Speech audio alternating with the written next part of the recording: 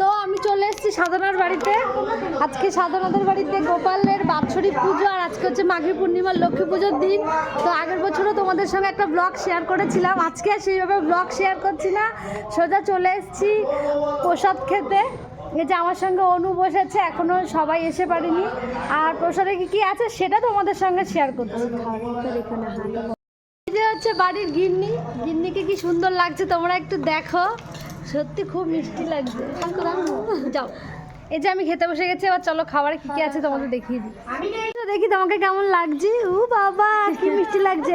আর এই যে আমার শুন্টু পাখি আমার সঙ্গে চলে এসেছে, আমাকে খুব ভালোবাসে আর আমি ওদেরকে খুব ভালোবাসি। সবাই জানে যেটা আমার ফেসবুক সবাই জানে, যে সাধনা আর রূপালী আর টুম্পা সবাই জানে, লিখ দিয়ে দিলে সবাই জানে। তো চলো খাবারটা একটু দেখিয়ে দিই। ফ্রায়েড রাইস রয়েছে বেগুনি, আর এদিকে রয়েছে আলুর দম, ফ্রায়েড রাইস আর বেগুনি। তো চলো আগে এই খাওয়াটা শেষ করা যাক। পনিরের পরে চলে আসলো চাটনি আর পাঁপড়।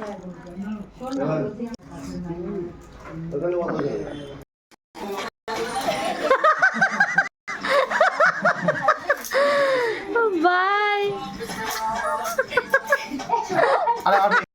তো আমার খাওয়া দাওয়া হয়ে গেছে, দারুণ খাবার দাবার ছিল, রান্না বান্না সব কটা সুন্দর ছিল।